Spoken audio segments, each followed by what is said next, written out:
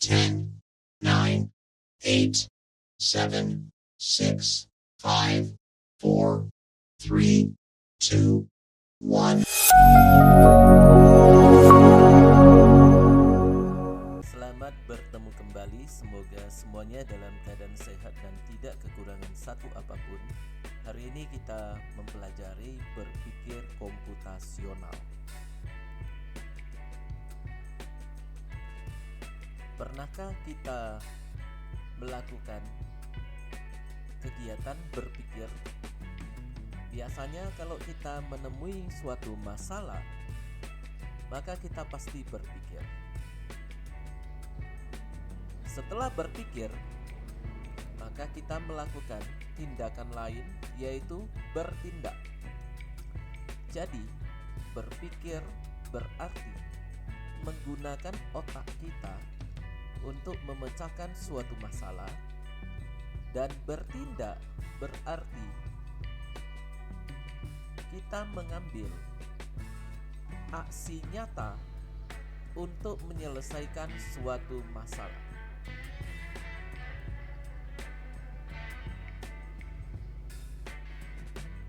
Tujuan pembelajaran peserta didik menggunakan berbagai konsep yang terdapat dalam informatika, misalnya algoritma, struktur data, representasi data, dan penjadwalan melalui soal-soal yang dekat dengan kehidupan sehari-hari. Adapun materi hari ini, yang pertama, apa itu berpikir komputasional? Yang kedua, algoritma. Yang ketiga, optimasi penjadwalan. Yang keempat, struktur data. Yang kelima, representasi data. Apa itu berpikir komputasional? Berpikir komputasional adalah kemampuan untuk memecahkan masalah dengan menggunakan pendekatan logis dan sistematis yang mirip dengan cara komputer memproses informasi.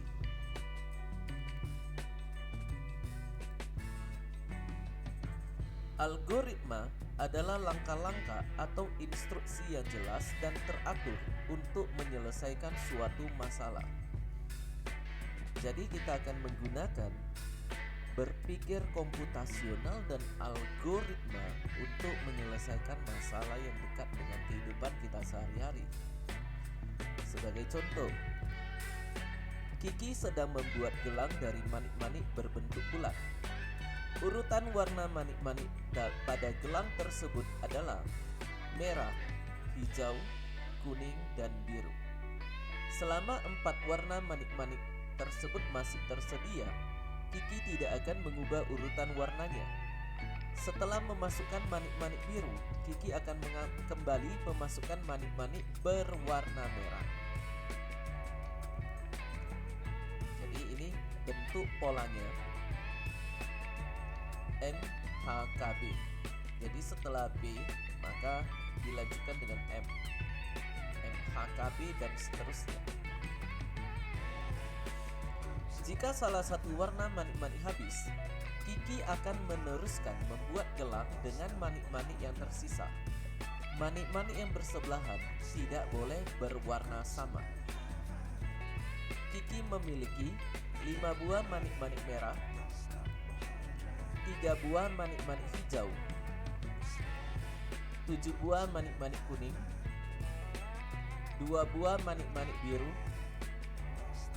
Berdasarkan ketersediaan manik-manik dan aturan urutan warnanya, berapa banyak manik-manik yang dapat dirangkai oleh Kiki? Gunakan cara efisien dan efektif. Efisien berarti tepat atau sesuai untuk menghasilkan sesuatu dengan tidak membuang-buang waktu, tenaga, biaya. Mampu menjalankan tugas dengan tepat dan cermat, berdaya guna, bertepat guna, sangkil. Efektif berarti ada efeknya, akibatnya, pengaruhnya, kesannya, dapat membawa hasil, berhasil guna, tentang usaha, tindakan, mangkus. sekarang kita urutkan dulu manik-maniknya. Ini manik merah pertama M1, M2, M3, M4, M5. Lalu untuk manik-manik hijau yang pertama adalah H1, H2, H3. Kemudian untuk manik-manik kuning yang pertama adalah K1, kuning kedua adalah K2, kuning ketiga adalah K3, kuning keempat adalah K4, kuning kelima adalah K5, kuning keenam adalah K6, kuning ketujuh adalah K7. Untuk biru pertama adalah B1, biru kedua adalah B2. Susunan manik-manik M, H, K, B. Jadi kita rangkai dulu sesuai dengan susunannya ya, M, H, K, B. Untuk M pertama kita coret, lalu kita tuliskan di bawah M1. H1 kita coret, lalu kita tuliskan di sampingnya H1. K1 kita coret, kita tuliskan di samping H1. B1 kita coret, kita tuliskan di samping K1.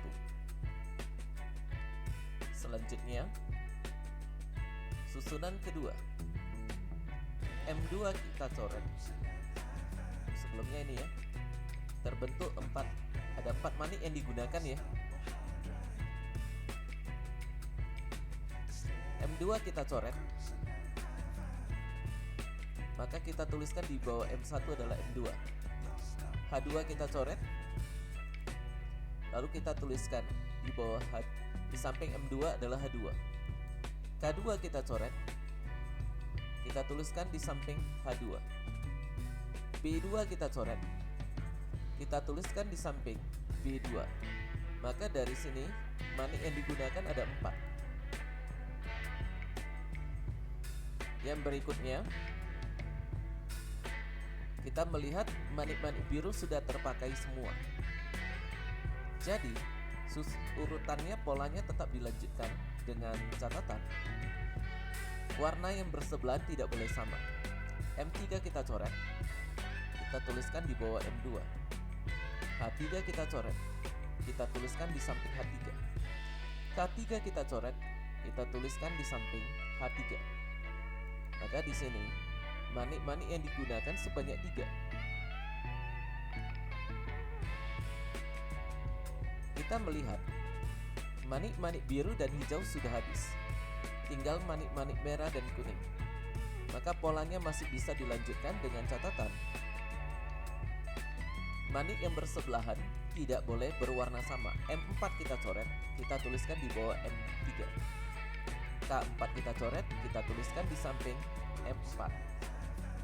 Maka manik yang digunakan adalah 2 manik. Selanjutnya M5 kita coret, kita tuliskan di bawah M5. K5 kita coret, kita tuliskan di samping M5. Maka manik-manik yang digunakan sebanyak 2. Dari sini kita dapat melihat manik-manik merah sudah habis, hijau sudah habis, biru sudah habis, tinggal tersisa kuning. Jadi tidak dapat dilanjutkan lagi. Nah, sekarang kita hitung berapa banyak manik-manik yang digunakan. Tinggal kita jumlahkan saja. 4 ditambah 4 tambah 3 tambah 2 tambah 2. Maka menghasilkan 15 manik. Setelah selesai membuat gelang 1, Kiki ingin membuat gelang kedua. Sekarang Kiki memiliki 10 buah manik-manik merah, 13 buah manik-manik hijau, 15 buah manik-manik kuning, 12 buah manik-manik biru. Berapa banyak manik-manik yang dapat dirangkai oleh Kiki pada gelang kedua? Nah, jadi di sini tinggal dibuat aja polanya seperti tadi ya. Silakan berlatih. Optimasi penjadwalan. Optimasi penjadwalan adalah cara cerdas untuk merencanakan dan mengatur kegiatan-kegiatan kita agar berjalan dengan baik dan tidak bertabrakan.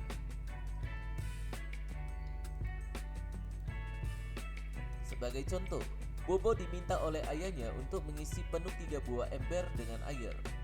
Di rumah Bobo hanya terdapat 2 pancuran yang dapat digunakan untuk mengisi ember-ember tersebut. Untuk memenuhi 1 ember dengan air diperlukan waktu 1 jam. Pengisian air pada setiap ember dapat dibagi menjadi beberapa tahap. Ini ada gambarnya, 2 pancuran dan 3 ember. Berapakah waktu tersingkat yang diperlukan oleh Bobo untuk mengisi penuh ketiga ember tersebut? Nah, jadi kita akan membuat suatu cara mengisi ketiga ember dengan waktu tersingkat. Dan yang perlu kita perhatikan, 1 ember memerlukan waktu 1 jam untuk penuh. Karena ada 2 pancuran, jadi 2 pancuran ini sebenarnya dapat digunakan sekaligus. Kalau kita buat, ini ada tabelnya, ini pancuran 1, ini pancuran 2. Ember yang tersedia, penuhnya di samping pancuran 2 ini ada penuh ya. Ember yang tersedia ada 3. Jadi yang pertama, kita masukkan dulu sekali isi 2 ember, yaitu di pancuran 1 ember pertama, di pancuran kedua ember kedua. Sekali isi 1 jam dapatlah 2 ember, jadi butuh waktu 1 jam. Lalu ember ketiga kita bisa masukkan di pancuran 1 atau pancuran 2. Nah, sekarang saya masukkan di pancuran 1. Lalu pancuran 2 karena tidak digunakan lagi, jadi kita tutup aja pancuran keduanya. Maka waktu untuk mengisi ember ketiga adalah 1 jam. Maka waktu yang dibutuhkan adalah 2 jam. Selanjutnya, Bobo diminta oleh ayahnya untuk mengisi penuh 12 buah ember dengan air. Di rumah Bobo hanya terdapat 3 pancuran air yang dapat digunakan untuk mengisi ember-ember tersebut. Untuk memenuhi 1 ember dengan air, diperlukan waktu setengah jam. Pengisian air pada setiap ember dapat dibagi menjadi beberapa tahap. Berapakah waktu yang tersingkat? Berapakah waktu tersingkat yang diperlukan oleh Bobo untuk mengisi penuh ke-12 ember tersebut? Nah, jadi ini silakan dikerjakan untuk berlatih. Struktur data. Struktur data adalah cara kita mengorganisasi dan mengelompokkan data dengan aturan tertentu agar dapat dengan mudah dikelola dan diakses sesuai dengan kebutuhan kita. Sebagai contoh, Sisi mengirimkan sebuah kata rahasia kepada Ben. Sisi memberitahu petunjuk berikut ini kepada Ben. Bagian atas dari setiap kartu ditandai dengan persegi panjang berwarna hitam. Pada setiap kartu terdapat 2 buah huruf. Huruf yang berada pada bagian bawah adalah huruf yang harus ditulis sebelum huruf yang berada pada bagian atas. Terdapat 1 buah kartu yang hanya terdiri dari 1 buah huruf. Kita lihat kartunya. Yang pertama O dan K. Yang kedua UP, ketiga PM, keempat SA, kelima MO, keenam TU, ketujuh K, kedelapan IS, kesembilan AT. Berdasarkan kartu-kartu dan petunjuk yang dikirim oleh Sisi, kata apakah yang dikirimkan oleh Sisi kepada Ben? Nah, sekarang kita urutkan dulu kata yang ada di setiap huruf yang ada di setiap kartu. Kita urutkan dulu ya. O, K, berarti huruf yang bawah dituliskan sebelum huruf yang di atas. Maka ini menjadi K, O. Kartu kedua UP, kita tuliskan dulu P, lalu U. Kemudian kartu ketiga PM, kita tuliskan dulu M, lalu P. Kartu keempat SA, kita tuliskan dulu A, S. Kartu kelima MO, kita tuliskan dulu O, M. Kartu keenam TU, kita tuliskan dulu U, T. Kartu ketujuh K, lalu huruf yang di bawahnya kosong, berarti kita harus letakkan satu tempat kosong lalu huruf K. Kemudian IS, kita tuliskan dulu SI. Selanjutnya AT, kita tuliskan dulu T lalu A. Nah, setelah itu kita lingkari dulu huruf yang kira-kira menurut kita bisa membuat suatu kata.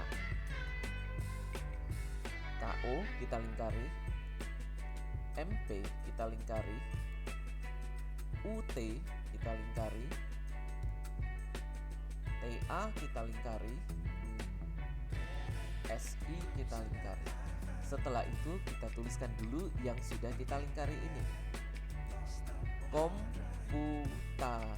Jadi penulisan komputasi ini sesuai dengan urutan yang kita lingkari. Yang pertama adalah KO, yang kedua MP, yang ketiga UT, yang keempat TA, kemudian yang kelima adalah SI. Jadi udah terbentuk komputasi. Nah, di sini T-nya kan sama. Ada 2 T ya. Jadi dapat digabung menjadi komputasi. Jadi terbentuklah kata komputasi. Sekarang Sisi mengirimkan kata rahasia kepada Tom dengan ketentuan yang sama seperti kepada Ben. Kartunya adalah yang pertama LA, kedua OG, ketiga CB, keempat IR, kelima TI, keenam MT, ketujuh A, kedelapan IS, kesembilan DI. Berdasarkan kartu-kartu dan petunjuk yang dikirim oleh Sisi, kata apakah yang dikirimkan oleh Sisi kepada Tom? Nah, ini dapat digunakan untuk berlatih, jadi silakan dikerjakan. Representasi data. Representasi data adalah cara kita menggambarkan informasi atau fakta dalam bentuk yang dapat dimengerti atau digunakan. Sebagai contoh, pekan ini Joro sedang bertugas untuk mencatat peminjaman ruang kelas untuk kegiatan ekstrakurikuler yang dilaksanakan setelah jam pelajaran selesai. Terdapat 12 ruang kelas, yaitu ruang A sampai dengan ruang L. Berikut adalah catatan peminjaman ruang yang dibuat oleh Joro. Nah, jadi di sini Joro sudah membuat catatan ya peminjaman hari Senin dalam bentuk tabel ya. Kemudian peminjaman hari Selasa juga dalam bentuk tabel. Nah, tabel inilah yang merupakan representasi data. Jadi Jojo menggunakan representasi data berupa dalam bentuk tabel supaya lebih ringkas dan dapat dimengerti. Ruangan yang ditandai dengan 3 buah tanda bintang adalah ruangan yang dipinjam. Jadi kalau kita lihat di sini untuk peminjaman pada hari Senin, ruangan yang digunakan adalah ruangan A, C, F, I, K. Pada hari Selasa, ruangan yang dipinjam adalah ruang A, D, J, K, L. Berdasarkan catatan Joro, berapa banyak tempat ruang yang tidak pernah dipinjam pada hari Senin maupun hari Selasa? Nah, ruangan yang tidak pernah dipinjam pada hari Senin ataupun hari Selasa ya. Jadi kita akan melihat tabelnya terlebih dulu.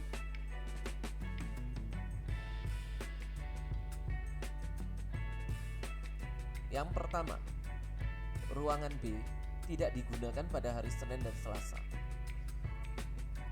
Lalu kalau ruangan C digunakan hari Senin tapi hari Selasa tidak digunakan, jadi nggak kita centang ya. Kalau ruangan D tidak digunakan hari Senin tapi hari Selasa digunakan, jadi tidak kita centang juga. Berikutnya adalah ruangan E dicentang karena tidak digunakan pada hari Senin dan Selasa. Kalau ruangan F digunakan hari Senin dan tidak digunakan hari Selasa, jadi tidak kita centang. Ruangan G kita centang, ruangan H kita centang, ruangan I digunakan pada hari Senin dan tidak digunakan pada hari Selasa, jadi tidak kita centang. Ruangan J, K, dan L juga digunakan pada salah satu hari, jadi tidak kita centang. Jadi Ruangan yang tidak digunakan pada hari Senin maupun hari Selasa adalah ruangan B, E, G, dan H. Selanjutnya, berdasarkan catatan Joro. A. Berapa banyak tempat ruang yang paling sering dipinjam pada hari Senin maupun hari Selasa? B. Berapa banyak tempat ruang yang jarang dipinjam pada hari Senin? Bisa digunakan sebagai latihan dan silakan dikerjakan. Yang berikutnya, Kibo dan Koko sedang membuat kerajinan tangan dari batang kayu kecil. Kibo memiliki 20 buah batang kayu yang masing-masing panjangnya 10 cm. Koko memerlukan batang kayu tambahan yang berukuran 4 cm sebanyak 7 buah dan berukuran 3 cm sebanyak 7 buah. Kibo ingin memberikan kayu miliknya kepada Koko. Berapa banyak batang kayu minimal yang diberikan oleh Kibo kepada Koko? Jadi di sini Kibo memiliki 20 buah batang kayu ya, masing-masing panjangnya 10 cm. Sedangkan Koko memerlukan batang kayu tambahan. Berarti awalnya Koko sudah memiliki batang kayu tersendiri, miliknya sendiri, dan butuh batang kayu tambahan yang berukuran 4 cm sebanyak 7 dan 3 cm sebanyak 7. Kibo ingin memberikan batang kayu miliknya kepada Koko. Berapa batang kayu minimal yang diberikan Kibo kepada Koko? Nah, sekarang kita lihat ya. Batang kayu milik Kibo ada 20. Koko membutuhkan 4 cm sebanyak 7, 3 cm sebanyak 7. Suatu batang kayu 10 cm itu dibagi-bagi ya menjadi 3 cm dan 4 cm. Nah, sekarang pola pertama. 3 cm, 3 cm, 3 cm. Ini kalau kita jumlahkan ini kan sudah menjadi 9 cm. Lalu sentimeternya mau diapakan ya pasti dibuang karena tidak dipakai. Pola keduanya ini 3 cm, 3 cm, 4 cm. Nah, di sini kalau kita lihat jumlahnya pas 10 ya, 10 cm, tapi batangnya ini utuh diberikan kepada Koko kalau menggunakan pola kedua. Lalu pola ketiga adalah 4 cm, 4 cm.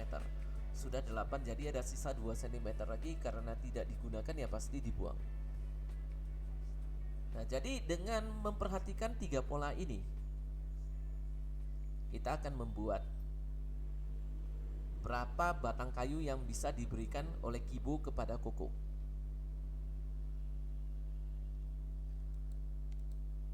Yang pertama ini ya, pola pertama 3, 3, 4 ya.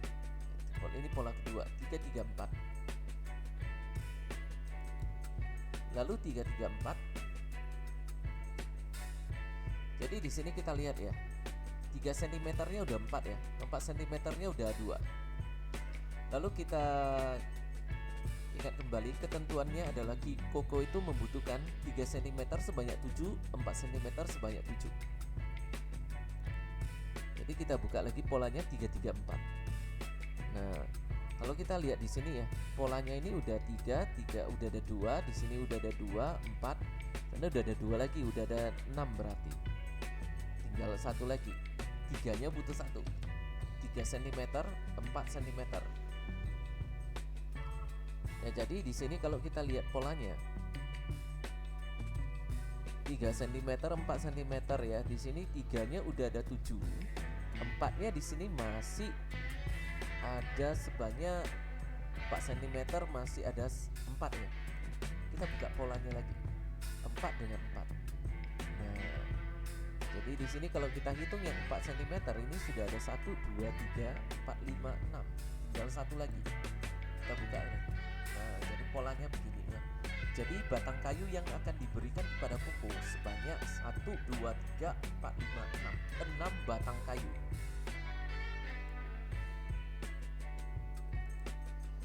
Demikianlah materi untuk berpikir komputasional pada hari ini. Terima kasih dan sampai berjumpa kembali pada materi selanjutnya.